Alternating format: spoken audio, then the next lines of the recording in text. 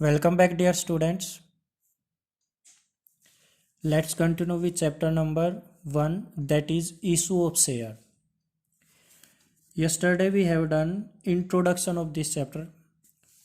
Today we are going to start this chapter, issue of share at par.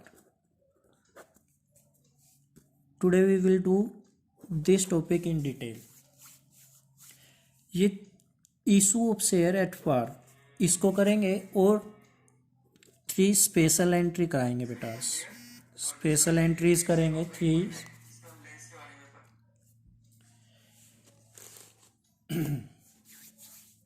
चलो start करते हैं बेटा। सबसे पहले हम मीनिंग समझ लेते हैं। Issue of share at par का मीनिंग क्या है। वीडियो नंबर 2 है ये। फर्स्ट वीडियो ऑलरेडी यूट्यूब पे है बेटा, आप देख सकते हो। Topic is issue of share at par. ये फर्स्ट टॉपिक हमारे चैप्टर का, और आज ही हम 3 स्पेशल एंट्रीज करेंगे। First of all let's understand the meaning of par. Par mean equal. Let's suppose there is a share, the value of that share is 10 rupees, and if this share is being issued at rupees 10, then share is being issued at the equal value, that is known as issue of share at par. मैं दोबारा बता देता हूँ। अगर हम 10 रुपये का share 10 रुपये में ही शेयर सेल कर रहे हैं, मीन्स इशू कर रहे हैं, then that situation is known as issue of share at par. ऐसा भी हो सकता है हम 10 रुपये वाला शेयर 12 में सेल कर दे, 12 रुपीज़ में सेल कर दे, तो ये हो जाएगा premium, issue of share at premium. और ऐसा भी हो सकता है 10 रुपये वाला शेयर 8 रुपये में इशू हो जाए, ये हो जाएगा issue of share at discount. अब मैं इसके बारे में एक बात बता देता हूं। As per company act 2013 it is not allowed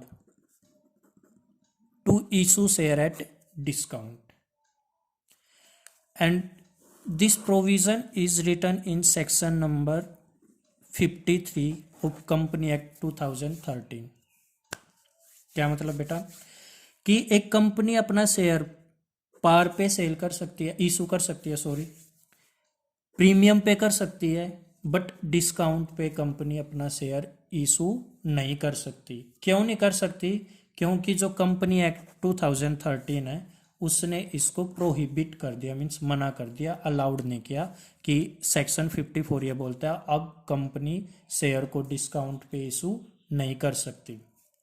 आपकी नॉलेज के लिए बता दूं, कंपनी एक्ट 2013 में ये सारी चीज़ें लिखी हुई हैं, ये रूल्स बने हुए हैं, सेक्शन बने हुए हैं, जिनमें ये बात लिखी हुई है कि कंपनी को अकाउंट कैसे मेंटेन करना है और कंपनी क्या कर सकती है।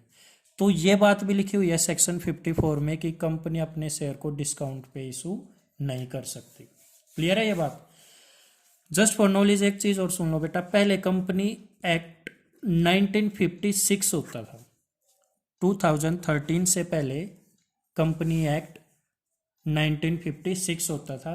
उसमें कंपनी को परमिशन होती थी शेयर को डिस्काउंट पे इशू करने की, बट अब कंपनी को कोई ऐसी परमिशन नहीं है, ऐसी कोई अथॉरिटी नहीं है अब कंपनी के पास कि वो अपने शेयर को डिस्काउंट पे इशू कर सके। और डिटेल में इसके बारे में मैं आगे थ्योरी में बताऊंगा। आज का हमारा जो मेनली टॉपिक है वो क्या है? If company is issuing its share at par, means मान लो 100 रुपये का शेयर है, 100 में इसे इशू कर रही है, तो वो क्या बनेगा? Issue of share at par. चलो अब स्टार्ट करते हैं। इसकी एंट्रीज क्या होंगी और कैसे क्या करना वो समझते हैं एक बार।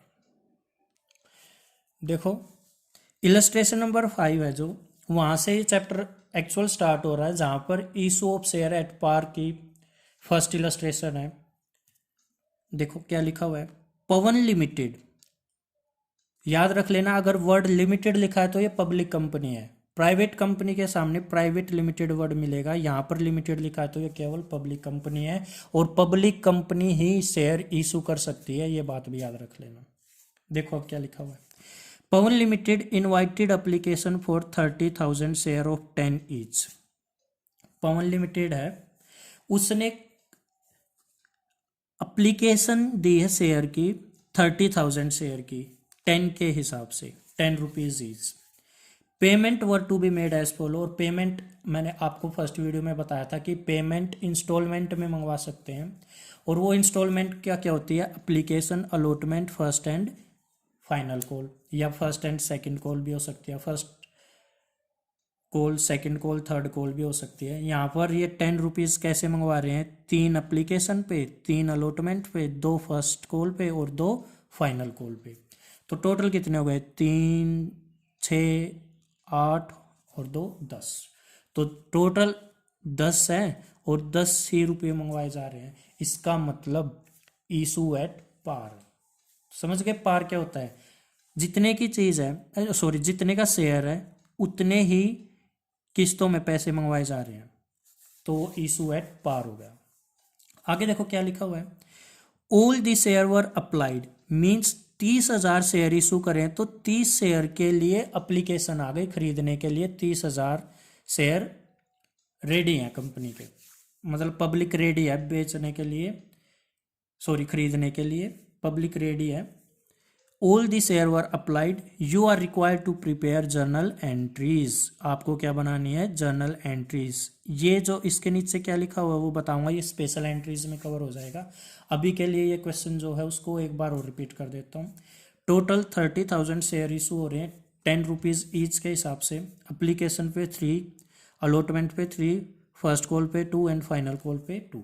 देखो कैसे, देखो बेटा क्वेश्चन क्या है, मैंने यहाँ पर भी लिख लिया है, शेयर इशू कर रही है company 30,000 at the ₹10 each, means एक शेयर की वैल्यू 10 रुपीज़ रखी हुई है, और किस्तों में पैसे कैसे मंगवा रखे हैं, एप्लीकेशन पे 3, अलॉटमेंट पे 3, फर्स्ट कॉल पे 2, सेकंड एंड फाइनल कॉल पे भी 2, 3 और 3 6 और 2 8 और 2 10, मीन्स 10 रुपये ही मंगवाए हैं, 10 के हिसाब से ही, तो ये पार वाली सिचुएशन हो गई, issue of share at par हो गया। अब इनकी जर्नल एंट्रीज क्या होगी वो करनी स्टार्ट करते हैं। देखो एंट्रीज क्या होंगी, सबसे पहले एंट्री क्या होगी, मैं आपको फर्स्ट वीडियो में बताया था इंट्रोडक्शन में कि एप्लीकेशन का पैसा तो स्टार्टिंग में ही आ जाता है, तो एप्लीकेशन का जब पैसा आ जाता है तो उसकी एंट्री क्या बनेगी, bank account debit to share application. Amount कैसे लिखनी है, 30,000 शेयर है टोटल, और एप्लीकेशन पे आने 3 के हिसाब से, तो इंटू 3 कर दो, दैट विल बी 90,000। ठीक है, अब देखो बीइंग करके नरेशन लिखने बता रहा हूं, बीइंग करके लिख दो, being application money received on 30,000 share at the ₹3 पर शेयर, ऐसे लिख दो, ये नरेशन होती है। आपको जर्नल एंट्रीज का फॉर्मेट भी पता होगा, 11th क्लास में फॉर्मेट आप देख चुके हो, पहले डेट का कॉलम बनता है, फिर पर्टिकुलर का, फिर एलएफ, फिर डेबिट और फिर क्रेडिट, वो मैं यहाँ पर नहीं बता रहा अभी। फिर ये भी मैं अब इग्नोर करूँगा, नेक्स्ट एंट्री जो बनेंगी, अभी के लिए मैंने बता दिया ऐसे लिखना है नरेशन। अच्छा, इसकी सेकेंड एंट्री बताना क्या बनती है, share application account debit to share capital, means जो पैसा आया है उसको कहाँ पर ट्रांसफर कर रहे हैं, शेयर कैपिटल में। अब कितना है यहाँ पर 90 है, तो 90,000 ही हम ट्रांसफर कर देंगे शेयर कैपिटल अकाउंट में, ये कर दिया। ठीक है, अब इससे रिलेटेड मैं एक बात और बता रहा हूँ, पहले बीइंग करके हम कर क्या रहे हैं वो कर देते, एप्लीकेशन मनी को हम ट्रांसफर कर रहे हैं शेयर कैपिटल अकाउंट में, यहाँ लिखो being application money transferred to share capital account. बेटा देखो ये एंट्री मैंने दोबारा से लिखी है, इसमें थोड़ा और कुछ बताना मेरे को, मैं अब नरेशन को इग्नोर कर रहा हूँ। देखो स्टार्टिंग में पैसा आया तो हमने लिख दिया bank account debit to share application. अब ये शेयर एप्लीकेशन वाला पैसा हम ट्रांसफर कर रहे हैं शेयर कैपिटल अकाउंट में, तो एंट्री बन गई share application account debit to share capital. ठीक है, अब आप मेरे को एक छोटी सी बात बताओ, जो ये एप्लीकेशन वाला पैसा आ रहा है कंपनी के पास, कहाँ से आ रहा है? सीधी सी बात है, ये आ रहा है शेयर होल्डर्स के पास से, जिन्होंने शेयर खरीदे हैं उनको बोलते हैं शेयर होल्डर्स। क्या बोलते हैं? Share holders. उन्होंने पैसा पे किया किसको? कंपनी को। और कौन सी किस्त वाला? एप्लीकेशन वाला। यहाँ तक क्लियर है? ठीक है, आपको बता देता हूँ, जो कंपनी के शेयर होल्डर्स होते हैं मीन्स हिस्सेदार होते हैं, हिस्सेदार, they are also treated as the owner of the company. ये कंपनी के ओनर होते हैं, मालिक होते हैं। ठीक है, आपने 11th क्लास में सबसे पहले एक जर्नल एंट्री करी होगी कि जब भी कंपनी में पैसा आता है मीन्स बिजनेस स्टार्ट होता है, तो एक एंट्री बनती है cash account debit to capital. क्या ये बात याद आपको कि जब भी कंपनी में पैसा आता है तो एंट्री बनती है cash account debit to capital. ठीक है, क्या मैं कैश की जगह बैंक लिख सकता हूँ? अगर पैसा चेक के थ्रू आ रहा है तो मैं बैंक भी लिख सकता हूँ, आपको ये बात भी पता है, कैश लिख लो या बैंक लिख लो एक ही बात है। तो क्या मैं इसी एंट्री को ऐसे भी लिख सकता हूँ, bank account debit to share capital? बिल्कुल लिख सकता हूँ। ठीक है, जब भी कंपनी में पैसा आता है तो एंट्री बनती है cash account debit to capital या फिर bank account debit to capital, ऐसे लिखते हैं। ठीक है, अब यहां पर देखो, यहां पर भी तो कंपनी में पैसा ही आ रहा है। कैसे आ रहा है? किस्तों में आ रहा है, बस एप्लीकेशन का पैसा आ रहा है, फिर अलॉटमेंट का आएगा, फिर फर्स्ट कॉल का, फिर सेकंड कॉल का, पैसा ही तो आ रहा है। तो जब पैसा आ रहा है कंपनी में, हमें पता है क्या एंट्री बनती है, bank account debit to share capital, ये एंट्री बनती है ना। तो यहां पर भी तो यही एंट्री बन जानी चाहिए। जब कंपनी में पैसा आया तो bank to share capital entry बनती है। यहां पर भी तो पैसे आया कंपनी में, कहाँ से आया? पब्लिक से आया, मीन शेयर होल्डर के थ्रू आया, कंपनी के पास पैसा आया, तो इसकी भी एंट्री सेम बननी चाहिए। वो एंट्री कैसे बन रही है एक्चुअल में? ये वही एंट्री है, ये वाली एंट्री ही है ये। सर ये कैसे है एक बार बताना। देखो आपको पता है एक चीज डेबिट और दूसरी क्रेडिट और सेम अमाउंट हो, वो आपस में कट जाती है। देखना यहाँ पर शेयर कैपिटल लिखा हो ना क्रेडिट साइड, और यहाँ पर शेयर यहाँ पर शेयर एप्लीकेशन लिखा हुआ है ना क्रेडिट साइड, और यहाँ पर शेयर एप्लीकेशन लिखा हुआ है डेबिट साइड। क्या डेबिट और क्रेडिट आपस में कट नहीं जाते? ठीक है, इनको काट दो, ये कट गए। फिर रह क्या गया? Bank account debit to share capital. क्या कुछ ये एंट्री ऐसी नहीं रह गई? Bank account debit to share capital, ये एंट्री रह गई ना, क्योंकि देखो ये तो कट गया आपस में, ये क्रेडिट था ये डेबिट, आपस में कट गए, अमाउंट भी सेम थी इसलिए कट गए। एंट्री क्या बच गई? Bank account debit to share capital. क्या ये एंट्री इसके जैसे नहीं है? Bank account debit to capital, बस यहाँ पर कैपिटल लिखा हुआ, यहाँ पर शेयर कैपिटल। शेयर कैपिटल इसलिए क्योंकि शेयर इशू हो रहे हैं, तो शेयर वर्ड एक्स्ट्रा आ गया यहाँ पर। एंट्री तो सेम है ना, देखो यहाँ पर भी bank account debit to share capital और यहाँ पर भी bank account debit to capital. क्या ये पॉइंट क्लियर है? ठीक है बेटा, ये मैंने जस्ट फॉर नॉलेज बताया। वैसे एंट्री आपको यही बनानी है, bank account debit to share application, फिर share application to share capital. ठीक है, अब चलो एप्लीकेशन की एंट्री कर चुके हम, अब करेंगे हम अलॉटमेंट की एंट्री। देखो बेटा हम ये कर चुके हैं, ये एंट्री कर चुके हैं bank account debit to share application. कैसे हुआ? 30,000 शेयर एप्लीकेशन पे 3 के हिसाब से आने हैं, तो 30 × 3 किया मैंने, 30,000 × 3 90,000 आया। यहाँ पर भी सेम अमाउंट आएगा। फिर जब इस एप्लीकेशन वाली अमाउंट जो रिसीव्ड हुई है इसको हम ट्रांसफ़र कर रहे हैं शेयर कैपिटल अकाउंट में, और जब ट्रांसफ़र कर रहे हैं तो एप्लीकेशन वाला शेयर कैपिटल अकाउंट में गया तो 90,000 ट्रांसफ़र हो गया। और मैंने आपको एक छोटी सी बात बताई है, ये एप्लीकेशन है, ये एप्लीकेशन है, ये क्रेडिट है, ये डेबिट, आपस में कट जाएंगे, तो एंट्री क्या बच जाती है? Bank account debit to share capital. Actual में कंपनी में पैसा आया है, और कंपनी में जब पैसा आता है तो हम एंट्री क्या बनाते हैं? कैश या bank account debit to share capital, या केवल कैपिटल। ठीक है, अब नेक्स्ट इंस्टॉलमेंट की एंट्री करते हैं। अब डायरेक्टली पैसा स्टार्टिंग में नहीं आएगा, ये केवल एप्लीकेशन पे आ जाता स्टार्टिंग में पैसा। अब अलॉटमेंट की एंट्री है तो पहले हम ड्यू करेंगे, ड्यू मतलब मंगवाएंगे पहले। तो यहाँ पर जब मंगवाएंगे तो एंट्री बनेगी share allotment account debit to share capital. आप नरेशन भी लिखोगे इसमें। नरेशन कैसे लिखनी है? Being allotment money due on 30,000 share at the rupees of 3 per, ऐसे कर देना। मैं अब इसको इग्नोर करूंगा, आगे आगे आप यहीं पे समझ लेना। यहाँ पर ये ड्यू की एंट्री हुई है, ड्यू मतलब मंगवाने की। फिर जब पैसा आ जाएगा तो क्या एंट्री बनेगी? Bank account debit to share allotment. कितना मंगवाया भाई? 30 इंटू 3 मीन्स 90,000। और जब पैसा आ जाएगा तो 90,000 यहाँ लिख देंगे। क्या सर ये एंट्री भी कट सकती है? ये डाउट आना चाहिए मन में, क्योंकि एक्चुअल में लास्ट एंट्री क्या बनती है हमारी? कैश या bank account debit to share capital, ये एंट्री बचती है ना, ये भी कट जाएंगी। पर काटनी नहीं आपको, मैं जस्ट फॉर नॉलेज बता रहा हूँ कि जब कंपनी में पैसा आता है तो ये एंट्री बनती है bank account debit to capital या शेयर कैपिटल। देखना एक बार, ये अलॉटमेंट डेबिट में है और ये वाला अलॉटमेंट क्रेडिट में है। डेबिट और क्रेडिट अगर सेम अमाउंट हो आपस में कट जाते हैं, ये कट गया। फिर एंट्री क्या बच गई? देखो bank account debit to share capital 90,000। क्या इस जैसे एंट्री नहीं बच गई है? बच गई ना। क्या बच गई? देखो यहाँ से क्या बच गया? बैंक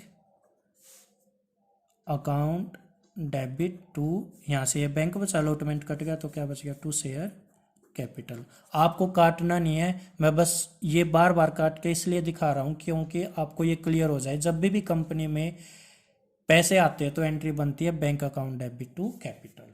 क्लियर है ये बात? आपको ये पूरी लिखनी है, काटनी नहीं है। अलॉटमेंट की एंट्री आई समझ में? ऐसे ही अब हम फर्स्ट कॉल की एंट्री करेंगे। फर्स्ट कॉल की एंट्री बेटा अलॉटमेंट की तरह ही होगी। कैसे लिखोगे? Share first call account debit to share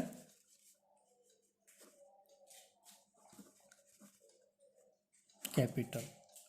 कितना भाई? 30 इंटू 2 के हिसाब से कितना बनेगा? 30 इंटू 2 ये हो जाएगा 60,000। 30 इंटू 2 60,000 ये पैसा आया। फिर से इस ये ड्यू वाली एंट्री है, being first call due on 30,000 share at the rupees of 2 पर शेयर, ऐसे लिख देना। बीइंग लिख के फर्स्ट कॉल मनी ड्यू ऐसे लिख दोगे सब और ब्रैकेट बंद कर देना। अब फिर से मैं इसको इग्नोर कर रहा हूँ, आप मत करना इग्नोर। आप पूरे फॉर्मेट के साथ date particular LF debit credit करके लिखना।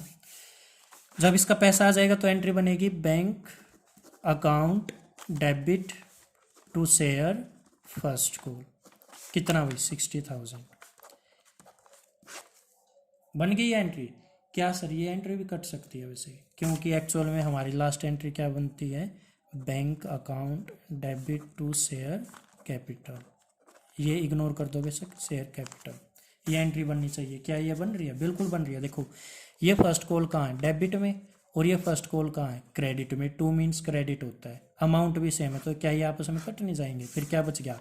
Bank account debit to share capital means bank account debit to share capital. बन नहीं गई इसके जैसी एंट्री?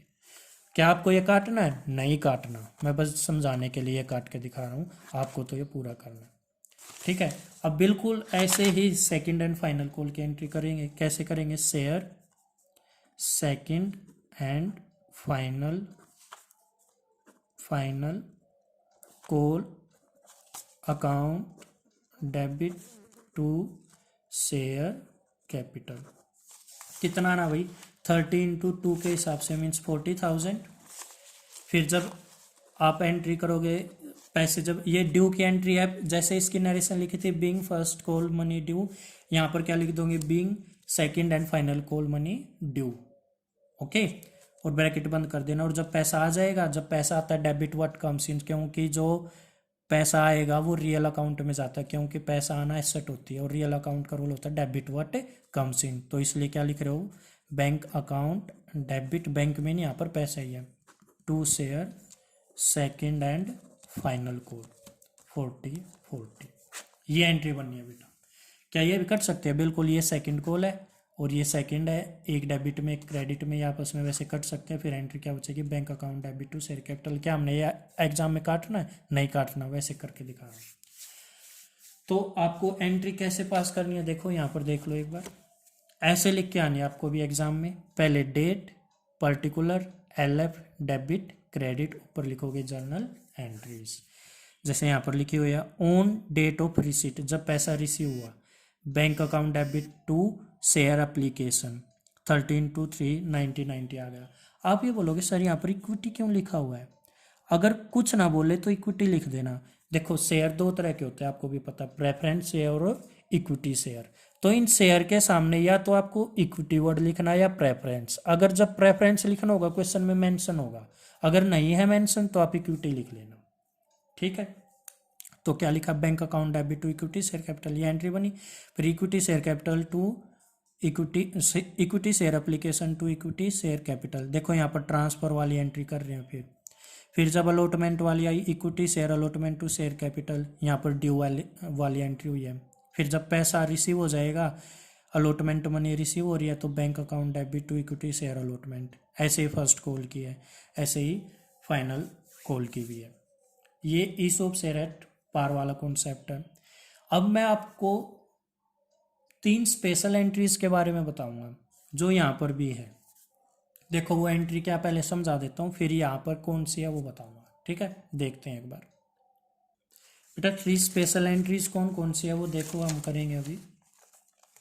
पहली एंट्री है entry of share issue expense. ये क्या होता है देखो एक बार, जब कंपनी अपने शेयर इशू करती है तो कुछ एडवर्टीजमेंट करती है, या बहुत सारे खर्चे करने पड़ते हैं कंपनी को जब वो शेयर इशू करती है पब्लिक को।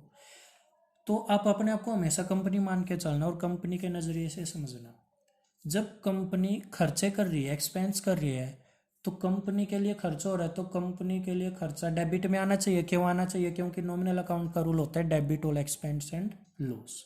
तो शेयर इशू एक्सपेंस की एंट्री क्या बनेगी, आप क्या लिखोगे, share issue expense account debit to बेटा जब कंपनी शेयर इशू एक्सपेंस करेगी तो कंपनी के पास से पैसा जाएगा, और जब पैसा जाता है, क्योंकि पैसा आता है रियल अकाउंट में, और रूल लगेगा रियल अकाउंट का रूल क्या है, debit what comes in, credit what goes out. और यहाँ पर पैसा गया है तो क्रेडिट साइड पैसा आ जाएगा, मीन्स बैंक, बैंक मीन पैसा ही है यहाँ पर।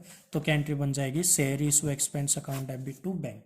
दोबारा समझ लो, खर्चा हुआ है तो पैसा जाएगा, पैसा जाता है तो क्रेडिट साइड लिखा जाता है, बैंक का मतलब पैसा ही है यहाँ पर। क्या एंट्री हो जाएगी, share issue expense account debit to bank. अब यही एंट्री आपको फर्स्ट, ये जो मैं इलस्ट्रेशन करा रहा हूँ इसमें भी है। कैसे है देखते हैं एक बार। देखो बेटा यहाँ पर क्या लिखा हुआ है, share issue expense amounted to ₹8,000। जो शेयर इशू एक्सपेंस आया कंपनी का कितना आया है, 8,000। क्या एंट्री बनेगी, खुद से बनाओ। क्या लिखोगे आप, बनाओ एक बार, पोज कर देना मेरे को, बना ली। चलो अब क्या लिखेंगे, share issue expense account debit to bank. Amount दे रखी है कितनी है, 8,000। तो देखो यहाँ पर ये एंट्री कर रखी है, देखना एक बार क्या लिखा हुआ है, share issue expense account debit 8,000 to bank 8,000। आइए एंट्री समझ में, share issue expense account debit to bank 8,000। और फिर इसकी भी नरेशन लिख दो, बीइंग जरूर लिख देना नरेशन में, ना भी लिखो काम चल जाएगा, expense incurred on issue of share. आपको नॉलेज के लिए एक बात और बता देता हूं मैं, देखो एक्सपेंस वर्ड के साथ हमेशा इनकर्ड वर्ड यूज होता है, इनकर्ड। और अगर कोई इनकम हो रही है तो आप अर्न वर्ड यूज करोगे, याद रखना ये बात। अगर एक्सपेंस हुआ तो इनकर्ड, और अगर इनकम हुई तो अर्न वर्ड यूज होता है। क्लियर है ये बात? चलो, एक स्पेशल एंट्री तो हुई हमारी। दूसरी जो स्पेशल एंट्री है वो क्या देखते हैं। सेकंड जो स्पेशल एंट्री है वो बेटा क्या है, when shares are issued to promoters. अब आप बोलोगे सर ये प्रोमोटर्स क्या होते हैं?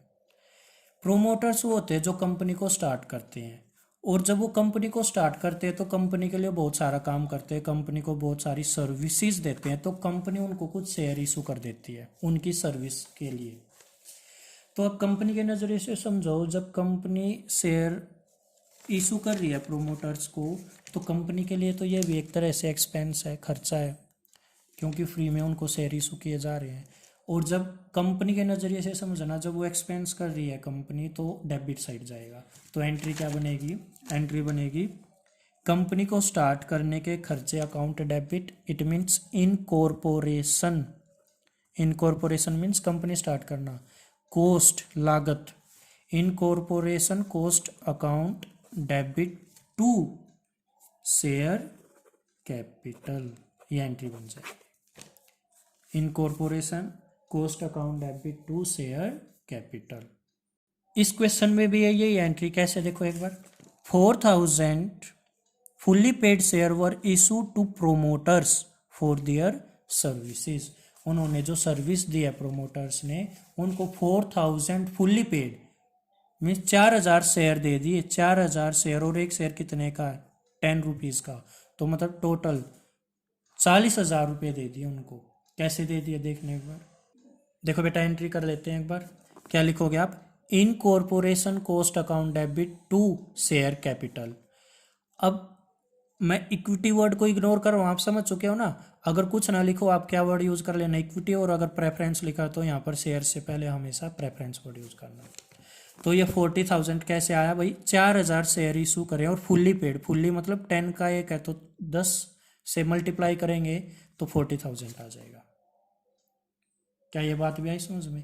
तो हमारी दो स्पेशल एंट्री निपट चुकी हैं। पहली क्या थी? शेयर इशू एक्सपेंस वाली। और दूसरी क्या है? जब प्रोमोटर्स को उनकी सर्विस के लिए कुछ शेयर कंपनी इशू कर देती है तो उसको बोलते हैं incorporation. Incorporation mean company start करना, उसका जो खर्चा हुआ है उसको debit to equity share capital. Clear है यहाँ तक? अब थर्ड जो हमारी स्पेशल एंट्री वो देख लेते हैं। अच्छा, एक बात और बेटा, यहाँ पर देखो इसने क्वेश्चन में बोला हो कि बैलेंस शीट भी बनानी है, पर अभी हम बैलेंस शीट सीख नहीं रहे हैं। अभी हम केवल जर्नल एंट्री सीख रहे हैं, इसलिए केवल जर्नल एंट्री बना रहे हैं हम। बैलेंस शीट हम बाद में सीख लेंगे। थर्ड जो हमारा स्पेशल केस है वो देखना क्या है। If share are issue to promoter, हम कर चुके हैं, टू अंडर राइटर्स मीन्स अगर शेयर इशू किए जा रहे हैं किन को? अंडर राइटर्स को। अब आपको प्रोमोटर का पता है कि कौन होते हैं। प्रोमोटर हमें पता है वो होते हैं जो कंपनी को स्टार्ट करते हैं। अब ये अंडर राइटर कौन होते हैं ये समझ लेते हैं बेटा। अंडर राइटर्स वो इंडिविजुअल्स हैं जो हमें एश्योरेंस देते हैं। हम कौन है? कंपनी को एश्योरेंस देते हैं। अगर आपके जितने शेयर आप इशू कर रहे हैं, मान लो 30,000 कर रहे हो, सारे के सारे इशू करने के बाद सब्सक्राइब नहीं हुए, मतलब खरीदने के लिए नहीं आए पब्लिक। मान लो 20,000 शेयर के लिए एप्लीकेशन आया पब्लिक से, तो 10,000 की कमी रह गई ना। कोई बात नहीं, ये बंदे हैं अंडर राइटर जो खरीद लेंगे। तो एक तरह से हमें एश्योरेंस मिल गया कि हमारे अब शेयर पूरे के पूरे जो इशू किए हमने वो सब्सक्राइब भी होंगे, मतलब बिक भी जाएंगे, सेल भी हो जाएंगे। क्योंकि अगर कमी रहेगी भी तो अंडर राइटर्स हैं जो हमारे शेयर खरीद लेंगे। अब ये फ्री में नहीं खरीदते बेटा, ये बदले में कुछ कमीशन चार्ज करते हैं, और जो वो कमीशन चार्ज करेंगे उसकी हमें एंट्री बनानी है। समझ में आ गया? कौन होते हैं अंडर राइटर्स?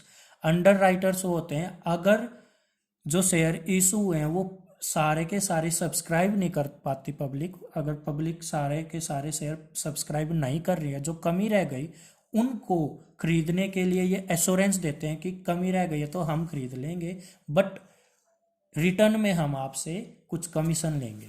वो कमीशन की एंट्री क्या होगी वो देखते हैं। देखो क्या है, तो यहाँ पर मैं ये लिख सकता हूँ, if share are issue to underwriter for their commission. उनके कमीशन के लिए। हम उनके कमीशन के लिए, जो उनको हमें कमीशन देना है, किस लिए देना है कि अगर कमी रहेंगे वो खरीद लेंगे, उसके लिए उनको क्या इशू कर रहे हैं, शेयर इशू कर रहे हैं। तो उसके लिए हमारी एंट्री क्या बनेगी, पहले ड्यू की एंट्री बनेगी, फिर रिसीव्ड की। ड्यू की एंट्री क्या बनेगी, underwriting commission account debit to underwriters account.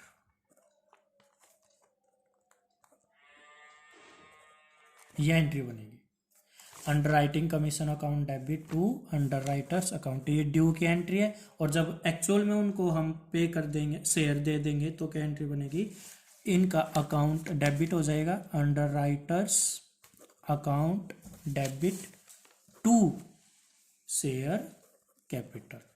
अगर ये एंट्री समझ में ना आए कॉल करके मेरे से पूछ लेना। वैसे दो एंट्री होनी है इस केस में, एक तो ड्यू की entry, underwriters commission account debit to underwriters account, और जब उनको एक्चुअल में शेयर दे देंगे तो एंट्री बन जाएगी underwriters account debit to share capital. ये केस आएगा, आगे इलस्ट्रेशन करेंगे, इस इलस्ट्रेशन में तो नहीं है, वहां पर देख लेंगे इसको दोबारा से। तो आज हमने क्या किया है, इशू ऑफ, मैं रिकैप कर देता हूं जो आज मैंने कराया। Issue of share at par means अगर 10 रुपए का शेयर 10 में ही सेल हो रहा है तो वो issue of share at par माना जाएगा। पार का मतलब होता है इक्वल वैल्यू। क्लियर है यहाँ तक। ये वीडियो देखना बेटा, अगर कोई डाउट हो कॉल करके मेरे से पूछ लेना। Thank you and have a nice day.